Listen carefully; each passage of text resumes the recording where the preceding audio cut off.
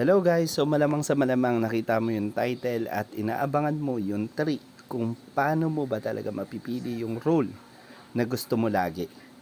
Kasi 'di ba, kadalasan gusto mo mag-marksman, pero ang napipili is yung second role na nakalagay sa 'Di ba? Dalawa yung kailangan na ilagay na role.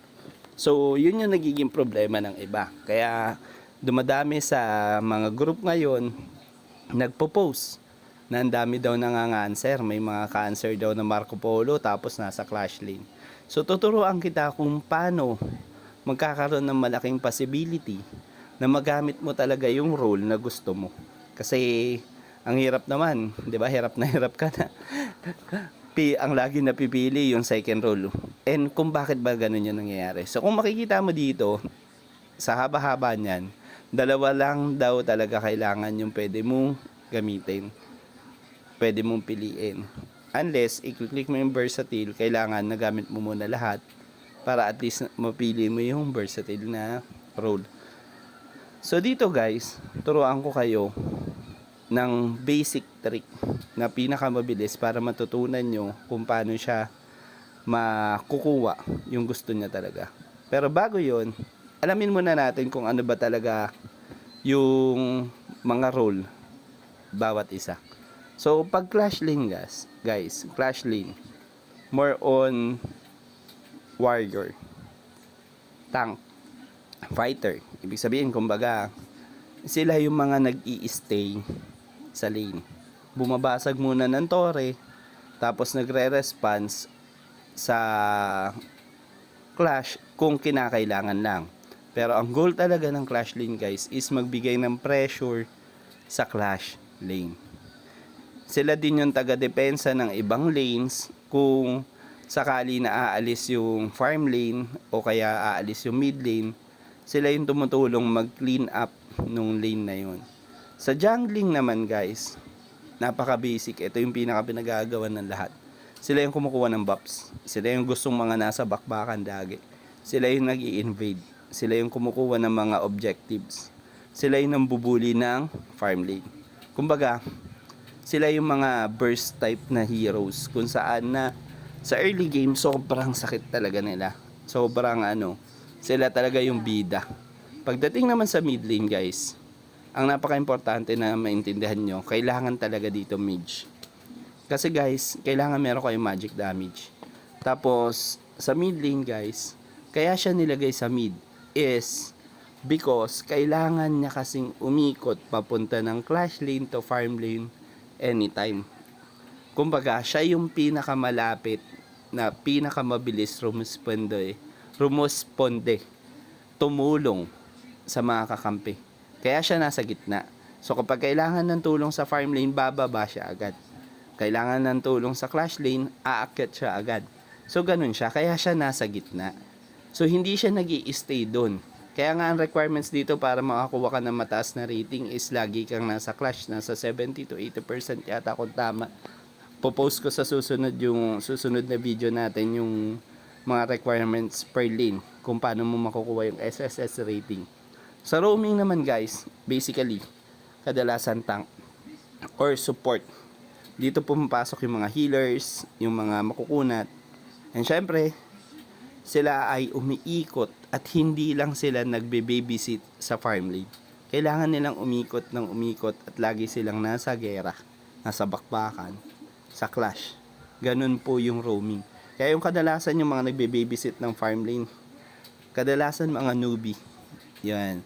Mga newbie kadalasan yan. Sa farm lane naman guys, hindi na natin patatagalin. Yan yung mga marksman kung saan sila yung superhero kapag bakbakan na.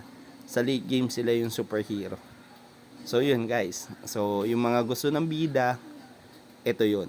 Para sa iyo tong lane na to. Farm lane. So paano mo ba talaga makukuha yung gusto mo? Bibigyan kita ng pinaka-example para mas maintindihan mo. Yung jungling at saka farm lane, yan yung kadalasan, pinakamataas na percentage na nakalagay sa bawat player ng Honor of Kings. Ibig sabihin, kadalasan yan yung pinipili talaga nila, gustong gamitin ng karamihan. So basically, kung yan yung gusto mong role, para makuha mo yan, kailangan marami kang laro ng jungling or farming kung ano yung gusto mo. So, ano yung trick? Simple lang. Pinakamabilis para makuha mo yung 100% na trick na makuha mo yung role mo, kailangan duo kayo. Dalawa kayong naglalaro. Kung ano yung gusto mong role, yun yung sa'yo. Kunyari, jungling yung gusto mo. Tapos kung anong gustong role nung kasama mo, dapat yun naman yung kanya. So, ibig sabihin, kung mid lane yung kasama mo, jungling sa'yo, tapos mid lane nakalagay, sa kanya mid lane, tapos jungling din. Tapos magsuswap na lang kayo kung magkapalit kayo sa game. Pero, paano kung solo ka? Simple lang din. Pipiliin mo yung gusto mo. Tapos, doon sa second option, piliin mo yung role kung saan pinaka mababa yung winning rate mo. Pinaka mababa yung playtime mo. Pinaka konti yung hero mo.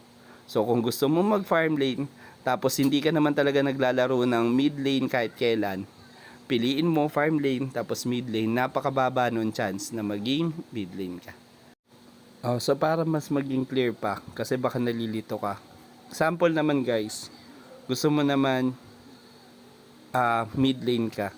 So kailangan guys, para maging mid lane ka, kailangan marami kang hero ng mid lane, tapos maraming beses ka rin nakalaro dito. So saan ka maglalaro? It's either sa classic or sa rank. Then piliin mo yung jungle. Lalo na kung wala ka naman jungle heroes. Mas malaki yung chance na makuha mo yung mid lane heroes. Pero kung gusto mo talaga sure ball, gusto mo 100% makukuha mo talaga yung yung role mo, hanap ka ng kapartner mo. Hanap ka ng duo mo. Hawak kang kaparty mo. Kung gusto mo, 3 kayo. Tapos, kailangan parehas kayo ng nakalagay na role. Kung ano yung role ng dalawa, tig-isa kayo, parehas nyong ilagay. Mag-swap-swap na lang kayo in-game kapag nandun na kayo sa ban pick. Then, wala ka ng problema. Pero kung solo ka, wala kang ibang choice kundi piliin yung role na gusto mo. Tapos piliin mo yung pinaka low winning rate mo na role. Kung mababa yung winning rate mo ng mid lane, mababa winning rate mo ng clash lane, wala kang ganong hero doon, yun dapat yung second role na nakalagay sa'yo para sure na makuha mo. So kung nagustuhan mo to, just hit the like button, share mo na din, tapos subscribe ka na para sa susunod na mga video natin is updated ka.